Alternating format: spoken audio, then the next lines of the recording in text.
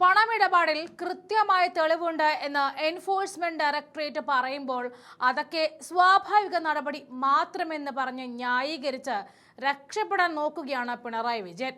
മുഖ്യമന്ത്രി സ്ഥാനത്തു നിന്നും പ്രതിപക്ഷത്തേക്ക് മാറിയെങ്കിലും പണമിടപാടുകളിലെ ദുരൂഹത മറച്ചുവെക്കാൻ പഴയ ന്യായീകരണങ്ങൾ ഇനി ചെലവാകില്ല പിണറായി വിജയൻ എന്ന് പറഞ്ഞുകൊണ്ട് ഇന്നലെ പിണറായി നടത്തിയ ഓരോ ആരോപണങ്ങൾക്കും തെളിവ് നിരത്തുകയാണ് ഇവിടെ എൻഫോഴ്സ്മെന്റ് ഡയറക്ടറേറ്റ്. CMR എക്സാലോജിക് സാമ്പത്തിക ഇടപാട് കേസിൽ ED ഇറക്കിയ വാർത്താക്കുറിപ്പിനെ ചൊല്ലി പുകഞ്ഞ വിവാദത്തെ ആളിക്കത്തിക്കുന്ന തരത്തിലുള്ള തെളിവുകളാണ് ED നിരത്തിയത്. റെയ്ഡിന് പിന്നാലെ വാർത്താക്കുറിപ്പ് ഇറക്കുന്നത് EDയുടെ ചരിത്രത്തിൽ അസാധാരണ നടപടി എന്നായിരുന്നു വാദിച്ചുകൊണ്ട് രക്ഷപ്പെടാനായിരുന്നു പിണറായി ശ്രമിച്ചത്. എന്നാൽ അതേ പിണറായി വിജയന് മുന്നിൽ അനധികൃത പണമിടപാടുകളിൽ വീണ ടിക്കെതിരെ വ്യക്തമായ തെളിവുകൾ കൈവശമുണ്ട് എന്ന ED ഉടനടി മറുപടി കൊടുക്കുകയായിരുന്നു. ഇന്നലെയായിരുന്നു "എന്റെ കൈകളിൽ ശുദ്ധം, വീണ അത്രയ്ക്ക് സ്വത്തുള്ള ആളൊന്നുമല്ല കേട്ടോ" എന്നൊക്കെ പറഞ്ഞുകൊണ്ട് പിണറായി മാധ്യമങ്ങൾക്ക് മുന്നിൽ വന്നു നിന്നത്.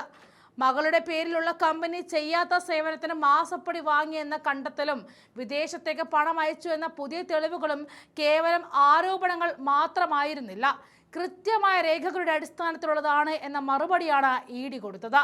CMR എക്സാലോജിക് കേസിൽ വീണ ടിക്കെതിരെ അതീവ ഗുരുതരമായ കണ്ടെത്തലുകൾ നടത്തിയതായിട്ട് എൻഫോഴ്സ്മെന്റ് ഡയറക്ടറേറ്റ് വാർത്താക്കുറിപ്പിലൂടെ അറിയിക്കുകയായിരുന്നു.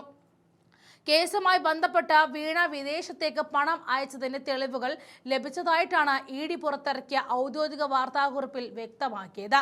ഇതേ തുടർന്ന് കേസിൽ വീണ ടിയെ ചോദ്യം ചെയ്യാൻ ഒരുങ്ങുകയാണ് അന്വേഷണ സംഘം. ഹാജരാകാൻ ആവശ്യപ്പെട്ട് സമൻസ് അയക്കുവാനാണ് തീരുമാനം. CMR എക്സാലോജിക് സാമ്പത്തിക ഇടപാട് കേസിലെ പുതിയ കണ്ടെത്തലുകളുടെ അടിസ്ഥാനത്തിലാണ് ഈ നീക്കം. ഇതിന്റെ അടിസ്ഥാനത്തിൽ വീണയ്ക്കെതിരെ പുതിയ കേസ് രജിസ്റ്റർ ചെയ്യുവാനും തീരുമാനം ഉണ്ട് എന്നാണ് സൂചനകൾ.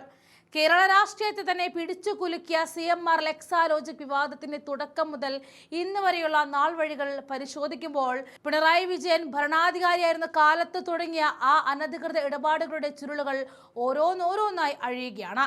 2019 ആദായ നികുതി വകുപ്പിന്റെ തർക്കപരിഹാര ബോർഡിൽ നിന്നുമാണ് ഈ കള്ളക്കഥയുടെ തുടക്കം. കരിമണൽ കമ്പനിയായ CMRL മുഖ്യമന്ത്രിയുടെ മകൾ വീണ വിജയന്റെ എക്സാലോജിക് സൊല്യൂഷൻസ് എന്ന കമ്പനിക്ക് യാതൊരു സേവനവും നൽകാതെ 1.72 കോടി രൂപ മാസപ്പടിയായി നൽകിയെന്ന ഞെട്ടിക്കുന്ന വിവരം അങ്ങനെയാണ് അന്ന് പുറത്തു വരുന്നത്.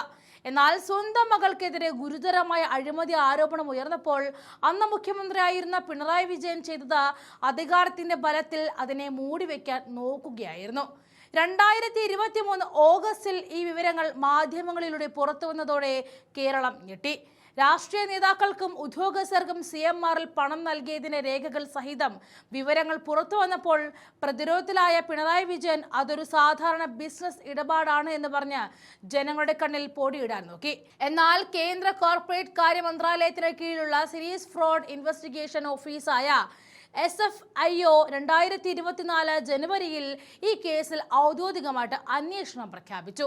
ആ അന്വേഷണത്തെ ഹൈക്കോടതിയിൽ ചോദ്യം ചെയ്ത് രക്ഷപ്പെടാനാണ് വീണയും കൂട്ടരും നോക്കിയത്. എന്നാൽ നിയമത്തിന്റെ കരങ്ങളിൽ നിന്നും അവർക്ക് അധികകാലം ഒളിച്ചോടാൻ കഴിഞ്ഞില്ല എന്നതാണ് സത്യം.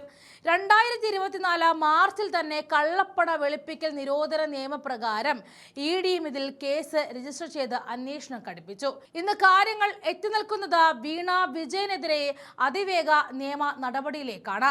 എക്സാലോജിക് കമ്പനി വഴിയുള്ള പണമിടപാടുകളിൽ വിദേശത്തേക്ക് പണം അയച്ചതിന്റെ, ഹവാല ഇടപാടുകൾ നടത്തിയതിന്റെയും കൃത്യമായ തെളിവുകളാണ് ഇപ്പോൾ EDയുടെ കൈവശമുള്ളത്.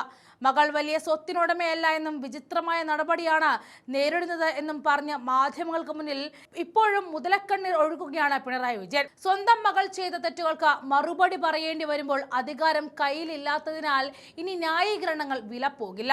വീണയെ ചോദ്യം ചെയ്യുവാനും സമൻസ് അയക്കുവാനും ED ഒരുങ്ങിക്കഴിഞ്ഞു. ഈ അഴിമതി കഥയുടെ അവസാന അടിയും ഉടൻ ഉണ്ടാകും. ഹവാല ഇടപാടുകളിൽ പങ്കില്ല എന്ന് പറഞ്ഞ് ഒഴിഞ്ഞുമാറാൻ ഇനി കഴിയില്ല.